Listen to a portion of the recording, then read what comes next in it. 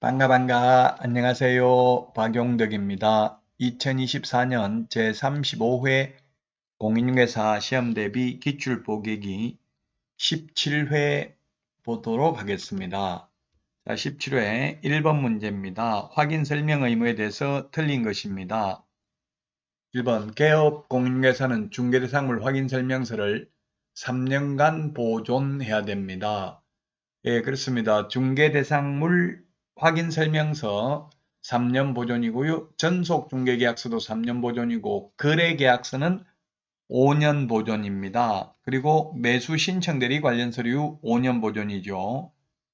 자, 그 다음에 2번 개업 공인중개사는 거래계약서를 작성하는 때에는 중개대상물 확인 설명서를 작성하여 거래 당사자에게 교부해야 된다. 네, 교부는 거래 당사자이기 때문에 쌍방입니다. 쌍방. 쌍방에게 교부해야 되고 설명은 취득 의뢰인에게만 설명하면 됩니다. 자, 그 다음에 3번 지문입니다. 중개사물 확인 설명서에 중개보수 및 실비 금액과 그 산출 내역을 기재하여야 한다. 네, 그렇습니다. 옛날에는 중개보수 영수증을 교부할 의무가 있었는데 지금은 삭제됐으므로 중개보수를 초과해서 받을 개연성이 높아졌기 때문에 확인 설명할 때 중개보수 산출 내역을 설명해야 되고 설명서에 기재도 해야 됩니다. 4번 개업 공인중개사는 확인 설명을 위하여 필요한 경우 중개대상물의 매도 의뢰인 등에게 당해 중개상물 상태에 관한 자료를 요구할 수 있다.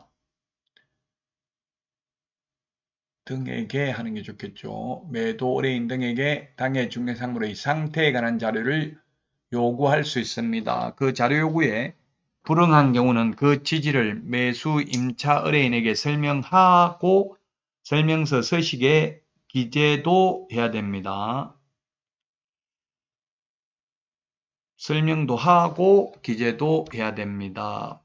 불응한 경우 5번 확인 설명서 3년 보존 의무를 위반한 경우 가태료 대상이 아니라 업무정지입니다. 확인 설명하지 않거나 근거 자료 제시하지 않는 경우는 500만 원 이하의 가태료고요. 확인 설명서 보존하지 않거나 서명 날인하지 않는 경우 업무 정지 사유가 되겠습니다. 다음은 2번 문제 보도록 하겠습니다. 부동산 거래 신고에 대한 내용으로 옳은 것입니다. 자, 1번에 부동산 거래 신고 의무는 매매 또는 임대차라고 했는데 부동산 거래 신고는 매매만 신고합니다. 물론 주택 임대차 신고는 있지만 상가 임대차 신고, 토지 임대차 신고는 없죠. 그래서 1번 X고요. 매매만 부동산 거래 신고 대상이고요. 자, 그 다음에 잔금일로부터 30일이 아니라 계약일로부터 30일 이내 신고관청에 신고를 해야 됩니다. 3번 신고가격을 검증한 등록관청이 아니라 신고관청은 매월 15일이 아니라 기한이 정해져 있지 않습니다. 명문 규정은 그냥 시도지사에게 보고하라고만 돼 있습니다. 보고받은 시도지사는 매월 1회 국토교통부 장관에게 보고해야 됩니다. 그래서 3번 틀렸고 4번 거래대금 지급 증명자료 제출하지 않는 경우 3천만 원 이하의 과태료. 이게 맞네요. 3천만 원 이하의 과태료입니다. 그 외의 자료를 제출하지 않는 경우는 500만 원 이하의 과태료입니다. 5번 신고 필증을 교부받은 부동산 거래계약이 무효가 된 경우 신고 의무자는 부동산 거래계약 해제 등 신고서를 작성하여 제출할 수 있다. 무효가 된 경우 옛날에는 할 수 있었는데 지금은 반드시 해야 됩니다. 신고 의무자는 해제 신고해야 됩니다. 옛날에는 할 수 있었는데 안 하면 500만 원 이하의 과태료 대상이 되겠습니다.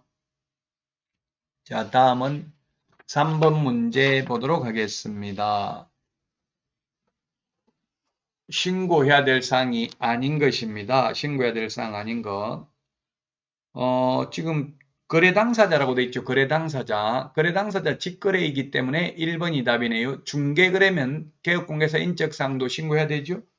근데 거래 당사자 직거래이기 때문에 개업공개사 인적사항은 신고할 필요 없습니다. 직거래해도 개업공개사 인적사항을 신고해야 된다면 반드시 중개업소에 가야만 되겠죠. 그러면 개업공개사 입장에서는 돈 받고 신고해주면 좋은데 개업공개사 인적사항은 직거래인 경우는 안 해도 됩니다. 우리 암기 프린트 13번에 신고해야 될 사항 있습니다.